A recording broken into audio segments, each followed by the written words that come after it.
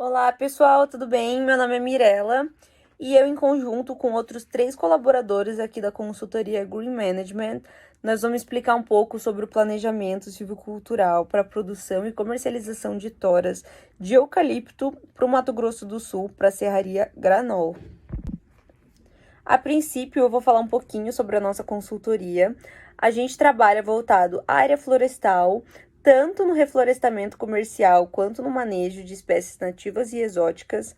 A gente já está atuante no mercado há 19 anos e já conseguimos expandir para outros 4 países da América do Sul. Então, além do Brasil, a gente também já tem projetos realizados no Paraguai, Argentina, Uruguai e Chile. Já estamos alcançando quase 2.000 projetos e estudos realizados e já alcançamos um teto de 280 milhões de reais investidos em infraestrutura e gerenciamentos.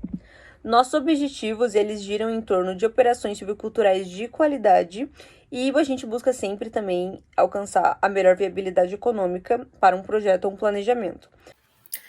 A caracterização do empreendimento. Então, ele se localiza na região de Santa Rita do Pardo, Mato Grosso do Sul.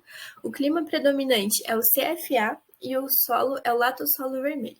E a vegetação predominante é o cerrado. A justificativa de alocação do empreendimento se deve a 3 fatores. É a proximidade com o centro urbano. 2, a proximidade com a serraria compradora. E 3, a proximidade com vias de acesso. Sobre o mercado consumidor, vai ser a Serraria Granol, que ela tem 48.720 metros quadrados de área, e a distância da serraria até a área de plantação são 63 quilômetros, e os principais produtos da serraria são réguas para estofados e forros de madeira, além de outros pequenos produtos estruturais. Bom, eu vou falar um pouquinho do Eucaliptus grandes, que foi a espécie escolhida, né, para ser inserida no plantio. Então, os fatores da decisão dessa espécie, né? Então, o eucalipto, né? Então, primeiro a gente tem que analisar a região que vai ser feito o plantio, né? Então, ali você está na região sudeste, né? Mato Grosso do Sul, onde aí você vai ter um clima mais quente, então essa característica já dá certo, né, com as características de cultivo, né, de desenvolvimento do eucaliptus grandes, a questão de solo também, né, então é um local com um solo profundo, bem drenado, né, com quantidades de argila relevantes, então isso é um ponto muito positivo. Clima, como eu falei, então tudo isso já dá um ponto positivo. Outro fator que foi importante analisar é a questão do cenário. Então, ali você tem na região do empreendimento serrarias que têm o potencial, né, e querem uma tora de qualidade. Então, essa espécie ela é muito bem-vinda no ramo madeireiro, né, para madeira serrada. Então, isso foi um fator. Então, esses 3 fatores foram relevantes, né? Também, né, a gente conhece o histórico do eucalipto, né, em questão de crescimento. Então, toda essa junção, ela foi muito importante aí para que nosso empreendimento seja privilegiado por essa espécie. Agora, sobre a implantação. Sobre a malha viária, a extensão total das estradas serão de 106,26 km, divididos entre estrada principal, estradas primárias, as secundárias e as estradas terciárias que também funcionarão como cheiros.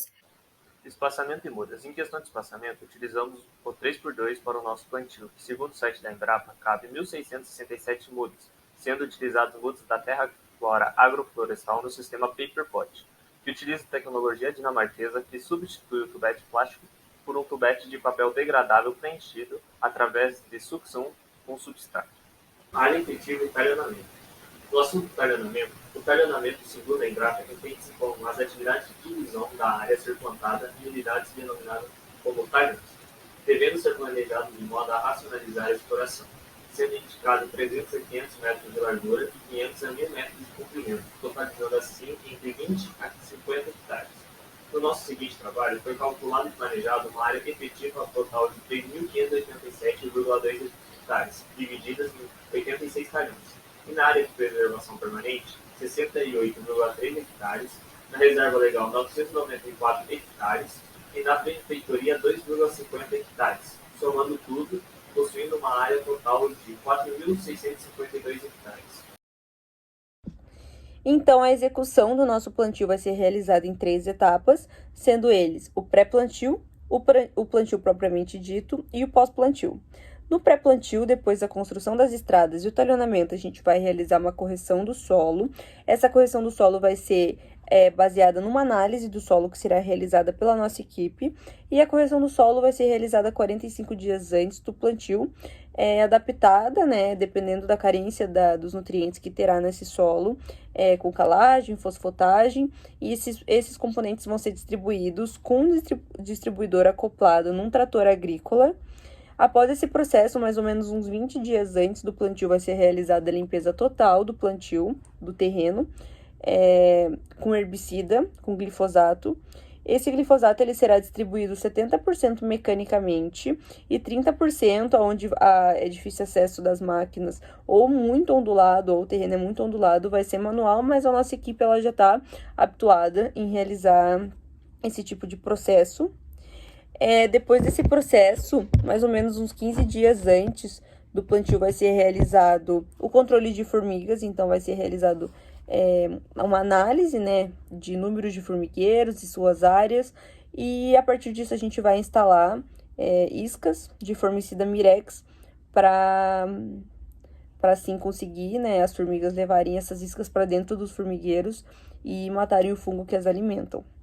E, após esse processo, 5 dias antes do plantio, vai ser realizado a abertura das covas com motocoveador e o balizamento e o alinhamento do plantio com balizas e cordas. No plantio, propriamente dito, vai ser realizado 2 atividades em conjunto para economizar tempo e dinheiro, que são 2 coisas muito importantes para o planejamento de um projeto, de um plantio. Então, vai ser realizado o plantio e a adubação. A adubação vai ser com NPK nas covas e vai ser realizado, vai ser inserido mais ou menos 100 a 150 gramas por muda. E o plantio ele vai ser realizado com plantadeiras. Após o plantio, vai ser realizado o replantio caso tenha uma mortalidade acima de 10% das mudas, mais ou menos uns 15 dias após o plantio. E 60 dias após o plantio vai ser inserido, né? A gente vai realizar a limpeza nas entrelinhas com herbicida de folhas estreitas. Então, se tiver alguma planta daninha ali que sobreviveu na limpeza, ali na parte da limpeza do terreno, a gente vai realizar, né? Matar essas plantas daninhas com o borrifador costal. A manutenção.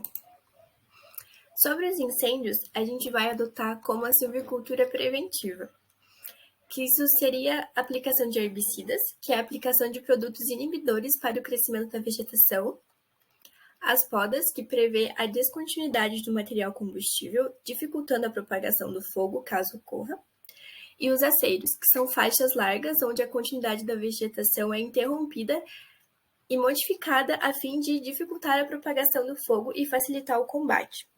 Controle de pragas. Com as formigas cortadeiras, a Certinizata liviagata e a Promyrmex spp, o qual causa um enorme prejuízo às florestas plantadas, as atacando logo após o plantio, será utilizada a isca granulada Mirex S, embalagem denominada Mix, que é um invólucro que protege o fungicida da umidade, sendo lançados 300 sachês de 10 gramas por hectare, sendo totalizado 3 kg por hectare, aplicado 20 a 15 dias antes do plantio, sendo de preferência em tempo seco e ao entardecer. Caso haja necessidade de repetir a aplicação, deverá ser aplicada 60 a 90 dias após a primeira aplicação, sendo o levantamento e monitoramento de formiga realizado anualmente após os 12 primeiros meses antes do controle efetivo.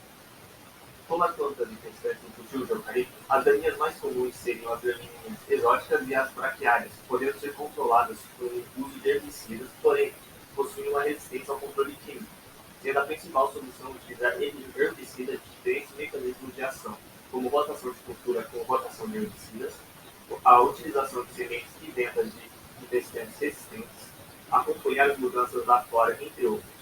Como pré-emergente, será utilizado o Casino 4G, que evita que as sementes de ervas daninhas e certas ervas resistentes cresçam através de divisão celular, sendo aplicado na primavera e ativado com a umidade. Como pós-emergente, será utilizado o glifosato, o qual é um herbicida sistêmico de aplicação pós-emergente das plantas daninhas, podendo ser utilizados de forma dirigida para a proteção das mudas, usando em torno de 30 ml de calda para metro quadrado. Então, cada um litro pode render 30 metros quadrados da área, sendo aplicado de forma mecanizada por um trator agrícola adaptado com uma barra pulverizadora e no método manual, um pulverizador postal, além de outras como os silícios de concha, a microvespa de eucalipto cipridora e a vespa de galha do eucalipto.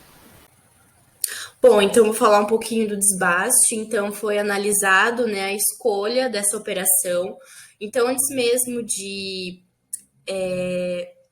escolher, né, executar essa operação que envolve custos, envolve muito planejamento, né, porque tem vários tipos, foi analisado certas questões. E essas primeiras questões envolvem o nosso espaçamento ali escolhido. Então, primeiro, o nosso espaçamento é de 3x2.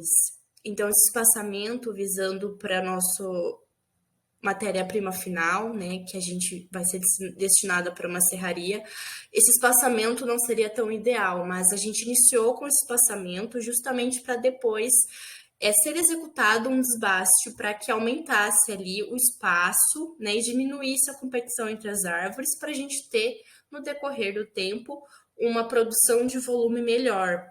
Então, o tipo de desbaste escolhido foi o sistemático, né? Então, o sistemático de 33%. Então, vai ser retirada uma linha a cada 3. E aí, envolvendo em questão de tempo, né? O primeiro desbaste vai acontecer ao 6º ano. Bom, mas falando aí do direcionamento dessas toras, desse desbaste, essas toras vão ser direcionadas à serraria, vão ser transformadas em cavaco, para destino para abastecer as caldeiras da serraria para gerar energia. Sobre a colheita, ela se realizará no 14º ano de produção. Serão utilizados harvesters e o sistema de colheita será cut to length. As toras serão do diâmetro de 125 milímetros de diâmetro mínimo e 2,8 metros o comprimento das toras para enviar para a serraria. Se o comprimento da tora for menor que 125 milímetros, serão traçadas toras de 3 metros para serem usadas como cavacos, que essas toras serão... Ah, meu Deus! Agora, sobre a colheita, ela será realizada no 14º ano de produção e serão utilizados harvesters da própria empresa, da própria serraria, para serem cortados. O sistema de corte será cut to length e o diâmetro mínimo é 125 milímetros. As toras que têm esse diâmetro mínimo serão traçadas de 2,8 metros para enviar para a serraria. Se as pontas não permitirem mais de 125 milímetros, serão traçadas toras de 3 metros que serão usadas como cavacos. Essas toras permanecerão no campo para serem picadas pelo picador florestal que a serraria tem. Agora, sobre o planejamento, a prognose de produção. A gente usou o software CIS Eucalipto disponibilizado pela Embrapa Florestas. E nesse sistema, nesse software, os dados de entrada foram um povoamento de 1.667 árvores por hectare, um plantio homogêneo e sobrevivência de 90% para o primeiro ano. Como a gente fez um desbaste no 6º ano, o volume removido foi de 78,6 metros cúbicos e o volume remanescente é de 251,4 metros cúbicos. Já o volume final, depois dos 14 anos, sobrarão 1.006 árvores por hectare, uma altura média de 36,8 metros e um volume total de 532,8 metros cúbicos, sendo estes destinados à serraria e energia, sendo que para a serraria serão 455,5 metros cúbicos e 77,1 metros cúbicos para energia. Nesse presente fluxograma será apresentado as etapas, sequências e decisões de processo ou fluxo de trabalho decidido pelo grupo, sendo primeiramente a construção das estradas, seguida do talhamento, correção do solo, a limpeza do terreno e o primeiro controle de plantas daninhas. Primeiro, o controle de formigas, o coveamento e balizamento, em seguida, o plantio e adubação, o replantio, a aplicação do herbicida entre as linhas, o segundo, o controle de formigas e plantas daninhas, o terceiro, o controle de formigas e plantas daninhas, o espaço sistemático e, por fim, o corte raso. Bom, eu vou apresentar agora o cronograma das nossas operações. Então, primeira coisa que é muito importante a gente analisar antes de tomar qualquer decisão é a chuva. Então, a chuva vai ser um elemento que vai proporcionar ou vai atrapalhar certas operações. Então, primeiramente, na nossa região, no nosso município, o grande volume de chuva, a época de chuva, é entre outubro, iniciando outubro, novembro, finalizando em março. Então, as nossas primeiras operações estão lá, ali, construção de estradas, talhonamento, correção do solo, limpeza do terreno, controle de formigas, coveamentos, são operações que, tendo a presença de chuva, vai atrapalhar. Essas operações foram organizadas aí para estar ali, como mostra aqui o cronograma, entre junho, julho e agosto. Agora, a principal operação, que é o plantio e a adubação. Claro que a gente vai precisar de chuva, né? Então, foi ali colocado para ser começado no mês de outubro. Mesma coisa com o replantio, novembro, né? Dando um cenário para um desbaste, uma colheita, né? Aí é interessante você ter um cenário de uma estabilidade, né, e tudo mais. Então, aqui foi escolhido os meses de maio e junho. É importante a gente saber, né, a quantidade de tempo, quando que vai acontecer as operações para cada talhão. Dos 86 talhões que temos, então a gente vai plantar em cada ano 12 talhões. Então a gente vai acabar de plantar os 86 talhões no ano 7.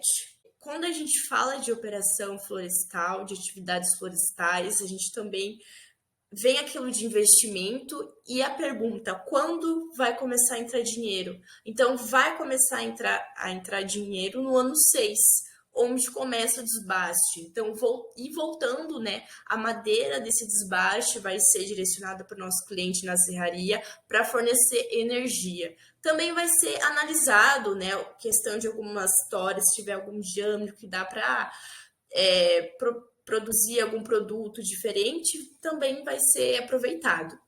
Agora, falando em corte raso, o nosso corte raso ele vai ser iniciado no ano 15, 12 talhões também, e terminado no ano 21.